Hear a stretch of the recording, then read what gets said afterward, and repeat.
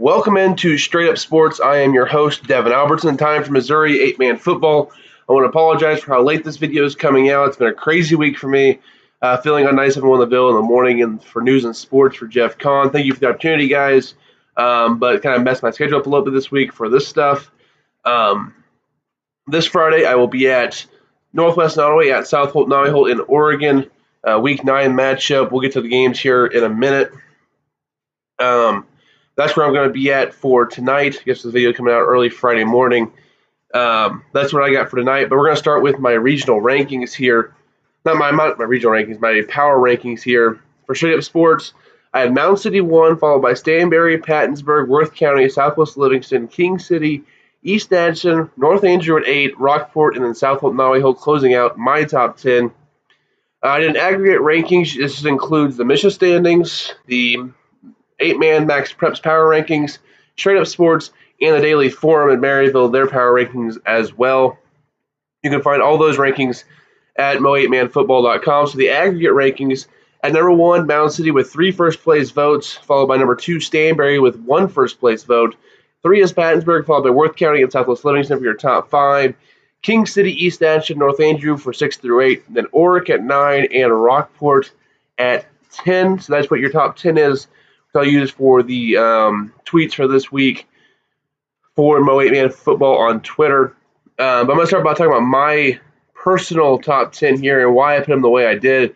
I'll start from the bottom up. So South Holt Nottoway Holt at 10. They stay in my top 10. They lost big to Rockport on the road last week, but they were without quarterback Drew Quinlan. I knew they were banged up going into the game. I didn't want to give away any team secrets there. But without Quinlan, their offense is pretty limited.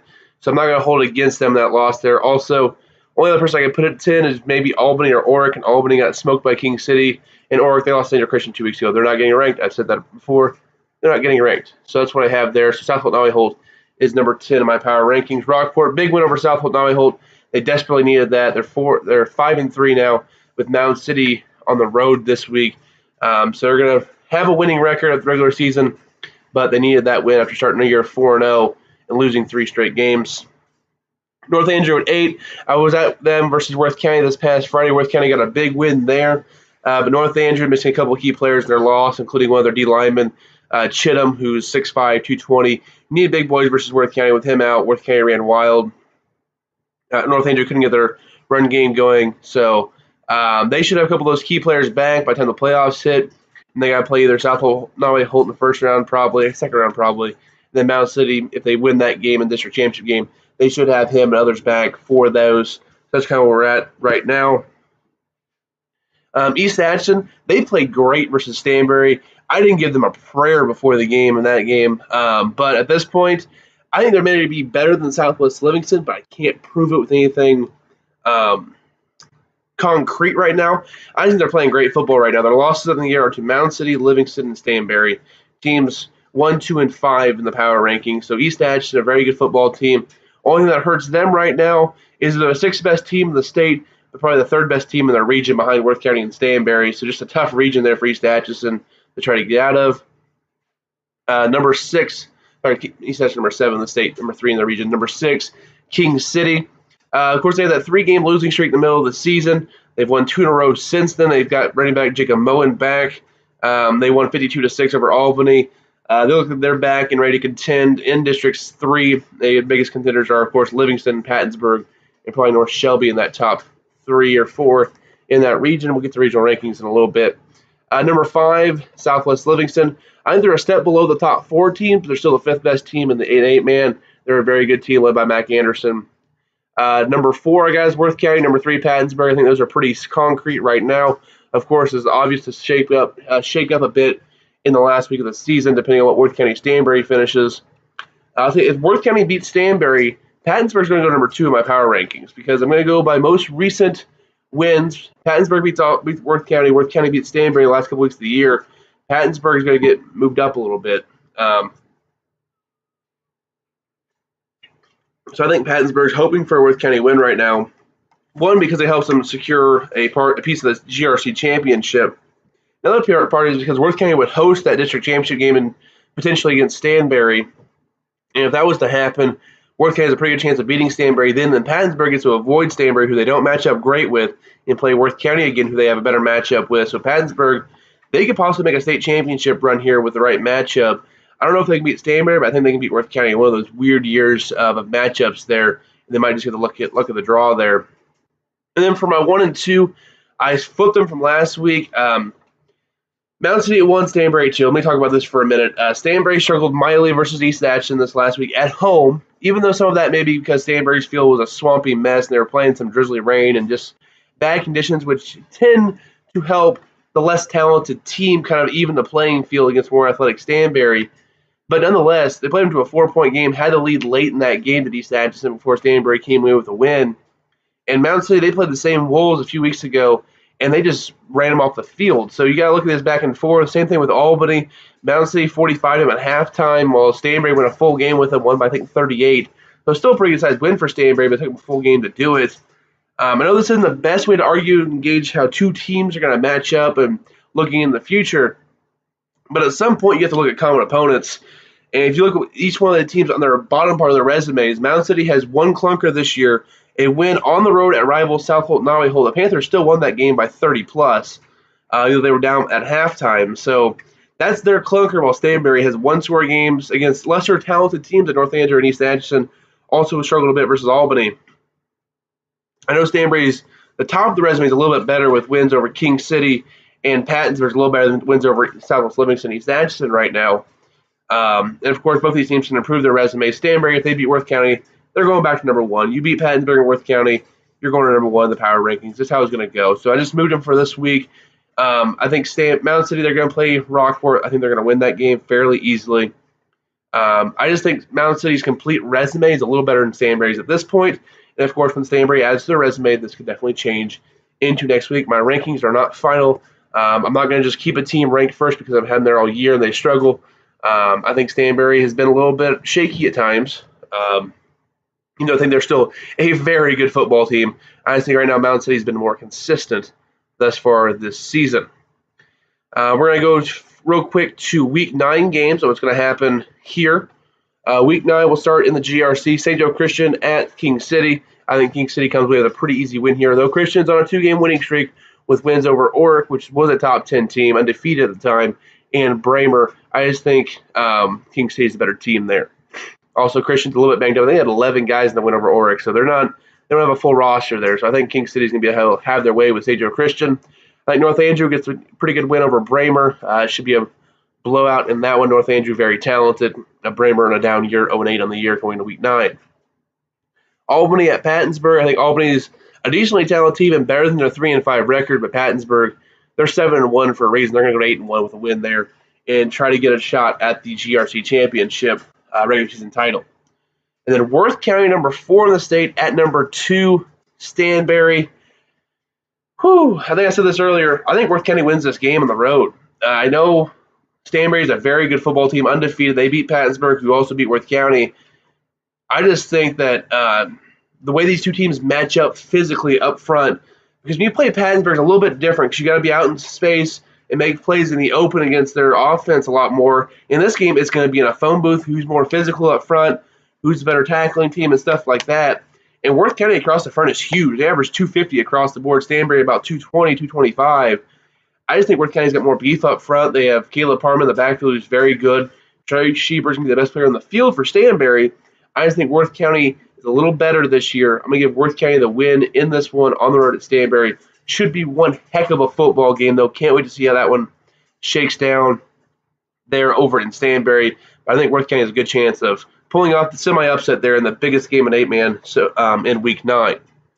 To the 275, the ranked matchup for this week is Mountain City hosting number 10 Rockport. Mountain City number 1 in the state. I think Mountain City they're going to roll here. I think Mountain City's just too talented. Rockport, once they're ground and pound a little bit, Mountain City has a very good front four. TJ Hopkins leads the state in tackles for loss. I think he has 21 on the year, 25 tackles for loss on the year with 10 sacks. He's an animal up front. Also, Blake Hayes, almost 10 tackles for loss. Walker Ross, who's 290 pounds up front, their nose tackle, has 8 tackles for loss. They're just huge up front. Have good skill position guys on the outside with Matthew Papa, Landon Papa, and Dylan Mars. there's a really talented team, so I'm going to give Mound City the win there over Rockport. The game I'll be at, Northwest Nottoway at South Holt. Nottoway Holt, who I ranked in my rankings but did not make the state rankings. I won't make a prediction for this game, but South Holt Nottoway Holt comes in the year 3-5, Northwest Nottoway 0-8, but a few close losses in there. 3 losses, I believe, by a touchdown or less. So pretty tough sledding there for Northwest Nottoway. Up next, the Cab at Stewartsville, sorry.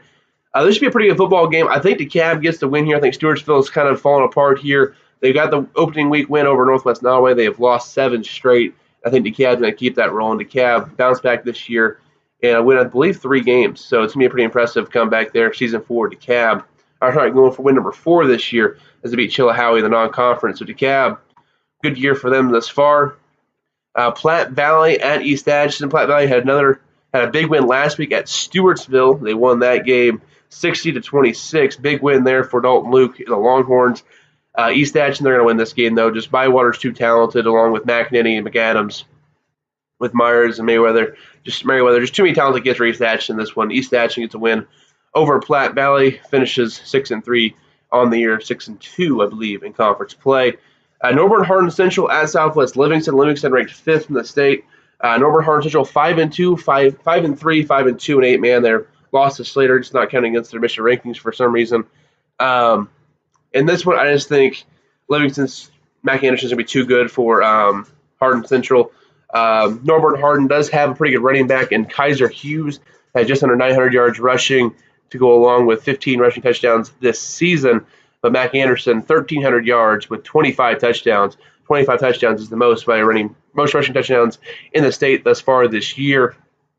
He's also in second rushing yards, about 40 yards behind Trey Schubert Stanbury for the rushing title. Mac Anderson second overall in total yards with about 2,700, only behind Stephen Wilhite, and he's also second in touchdowns, 47 in the year behind 57 for Wilhite. I'll get to Wilhite here in a second. I'm going to circle back to him. But yeah, I think Livingston just too talented for Norborne Hardin Central. Osceola at Northwest Hughesville. I don't know. These two teams aren't very good. I'll go with Hughesville because they have a little better passing attack, and Osceola is just not good defensively. So I'll give both these teams are bad defensively. So you can see a lot of points in this game.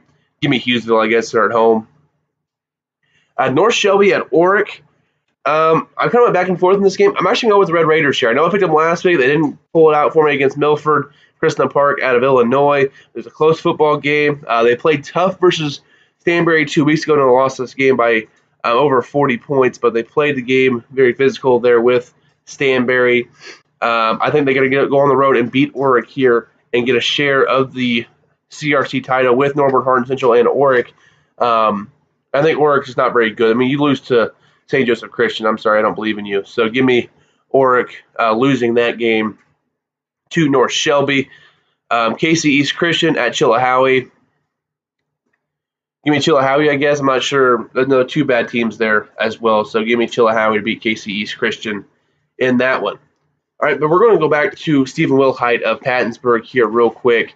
I'm going to go look back at the tweets I had earlier this week on Mo 8-Man football and just see where he's at historically in 8-man football when it comes to total touchdowns scored this year. The record in 8-man is 71 by Gunnar Hughes back in 2015 for North Andrew. He had 39 passing and 32 rushing. That's the record. He has 57 through 8 games. So that's the record right now. He's about 14 off of it.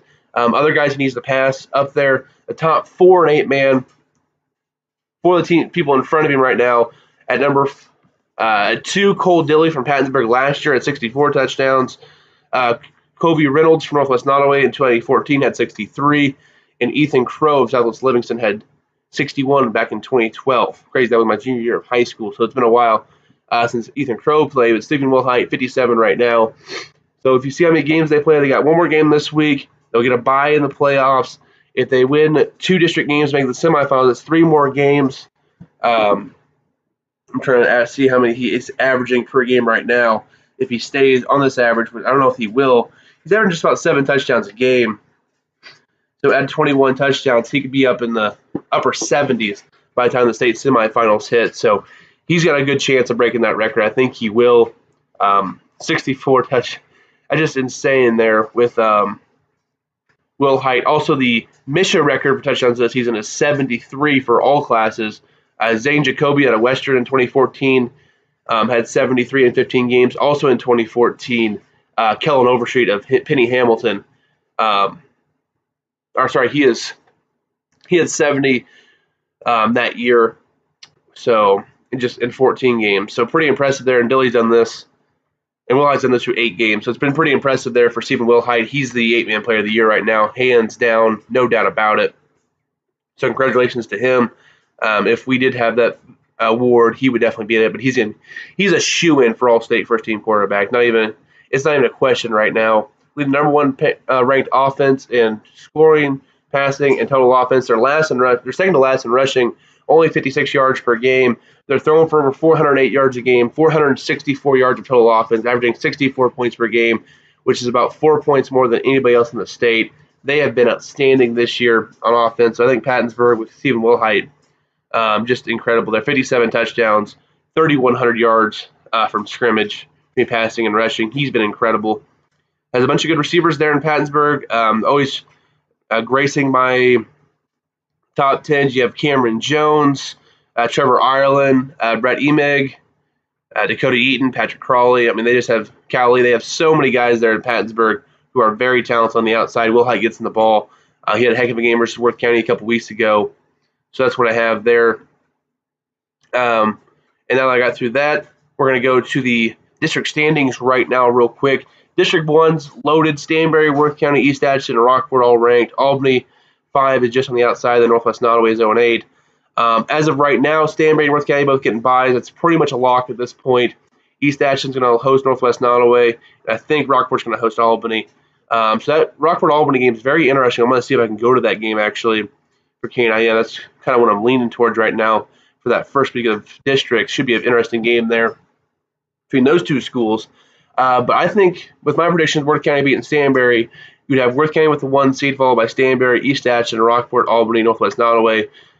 So you have the winner of Rockport, Albany playing Worth County, and then East Atchison playing Stanberry again on the road. So that could be an interesting rematch. I'll stay on the same side of the bracket, District 3.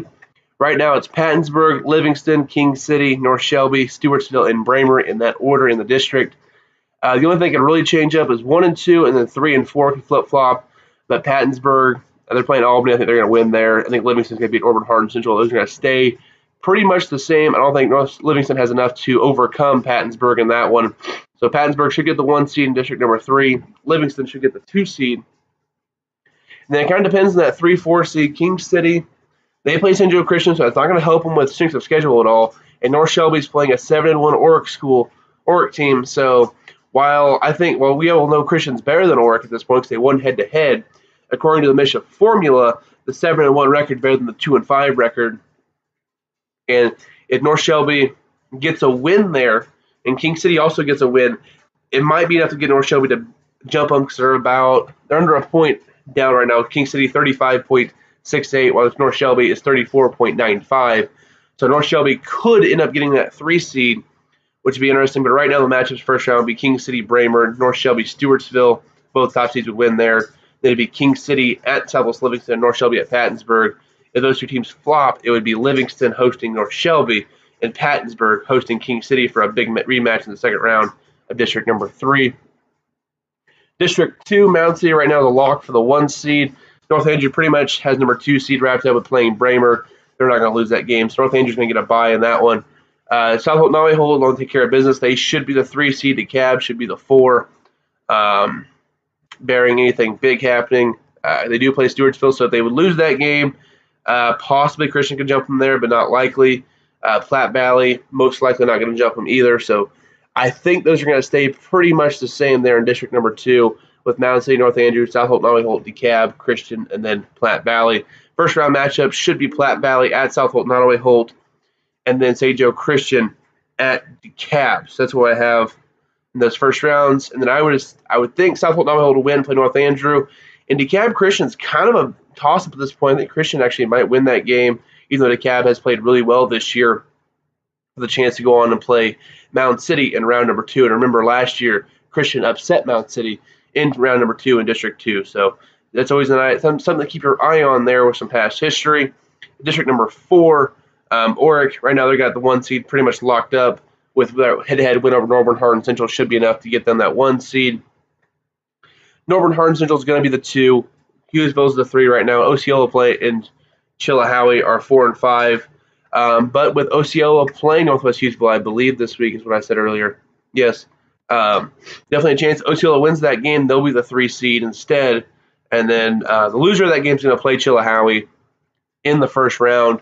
The top 3 teams in that district get a bye. 4 or 5 play for a chance to play number 1 Oric. So that's what the district rankings look like right now. Pre-week 9, who I have going to the state championships, semifinals winning East District. I'd have Worth County winning District 1, Mound City winning District 2, Pattonsburg winning District 3, and Oric winning District number 4. With, I believe, I'm not going to make a state championship game prediction right now. I'm going to wait till after next week and kind of see there. But right now I'm leaning towards Pattonsburg, Mound City, actually. I think Pattonsburg matches up better with Worth County. So if that's the game, I think Pattonsburg, Mound City is your state championship game. That would be one heck of a football game.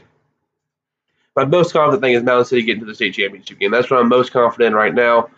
There's 3 teams on the other side of the bracket I think can win it: Stanberry, Worth County, and Pattonsburg, with Livingston with an outside chance. So that's what we have right there. Hope you guys enjoyed the show this week. Make sure you guys follow Mo 8 Man Football on Twitter. Right now, for each one of the passing title, rushing title, and receiving title, the leaders right now: Stephen Wilhite of Pattonsburg for passing. He's got over 1,100 yards advantage over Drew Quinlan of South Fulton Holt right now. So bearing Quinlan throwing for 1,000 yards there on Friday night, Pattonsburg Wilhite will get the passing record there. Passing title, I'm sorry. Rushing titles can come down between Stanberry's Trey Schieber and Mac Anderson from Southwest Livingston. Schieber sitting at 1,412 yards, and Anderson at 1,372 yards, just 40 yards off the pace there. Should be interesting. Of course, Schieber has to deal with Worth County's defense, while Livingston's Anderson gets to play Norborne Hardin Central. So it's not out of the question that Anderson could pass Schieber in this last week of the season and have the rushing title going into the playoffs. And of course, when it comes to rushing touchdowns, passing touchdowns, it's all Wilhite. He has a 15 touchdown lead over Quinlan of South Fulton Holt. Rushing touchdowns, Anderson at 25, Schieber at 23. McAfee from Oric and Parman from Worth County both have 22. So that's your top 4 right there in rushing touchdowns. Mac Anderson most likely going to win that one as well. Receiving, both yards and touchdowns, is going to be won most likely by Rylan Chamberlain of Northwest Hughesville. Already over 1,000 yards receiving, and he has 18 touchdowns. Next closest is Cameron Jones of Pattonsburg, 978 yards and 14 touchdowns. But I think Chamberlain's going to get that record. They're playing a really bad Osceola defense this Friday. So that's what we have there. Total yards is going to be Wilhite, 3,165. Next closest is Mac Anderson at 2,755. So 4,000-yard lead there going in to week number 9. Total touchdowns, he has a 10-touchdown lead over Anderson as well for that, 57-47. Leading defensive players, leading the state in tackles is Rylan Chamberlain of Northwest Hughesville at 111. Second is Dusty Jones of Stewartsville at 102. Third is Trey Schieber of Stanberry with 88. So come down to Jones and Chamberlain in week number 9. Sacks, right now the sack leader is TJ Hopkins with 10, followed by Zach Oldham of Stanberry with 8.5. Trayton Plummer of South Fulton Holt and Jackson Anderson of Worth County both have 7.5. Tackles for loss, this race is over. It's been over for a while. It's TJ Hopkins. He has 25. Next closest is Zach Oldham from Stanberry with 11.5. Interceptions, Ethan Wilson of Oric and then Eric Ottman of South Fulton Holt both have 8. Next closest, 6 apiece for Mound City's Matthew Papa. Norborne Hardin Central is Daniel Roth, and Pattonsburg's Cameron Jones. So that's what we have for stat leaders. Hope everybody enjoyed this show. Last one of the regular season. We'll have another one next week to preview the playoffs, week 1, coming to 8-man football. The top 2 seeds in each district do get a bye. Except for District 4, the top 3 seeds all get a bye. So that's what we have going into the final week of the regular season. Can't wait for playoffs to start. I'll be at Northwest Nottoway at South Fulton Nottoway Holt on Friday night. Coverage at 6:45 on 95.9 FM, KNIM, Pickup Country. Should be interesting to see how that all goes down. Northwest Nottoway looking for the first win of the year. Spartans looking to get back on track before going to the playoffs. They're on a 2-game losing streak after losing to 2 ranked teams in Mound City and Rockport. So that's what I got for you guys. Hope you guys enjoyed the show. Thanks to everybody who's reached out to me this week, asking when we do the show, and keep me on my toes. It's been a crazy week, but I got the show out to you guys finally before Friday night. Should be fun. Make sure to follow Mo 8 Man Football on Twitter. Follow Straight Up Sports at show_straight. That's all I got for you today. I will see you guys. I'm going to see if I can do after the show. I'm not sure yet. Coming back from Oregon, we'll see how late it is. But I'm going to see if I do one there post-show to go look into the playoffs there as well. So thanks, everybody, for tuning in this week. I'm Devin Albertson from Straight Up Sports. This is the Mo 8 Man Football Show.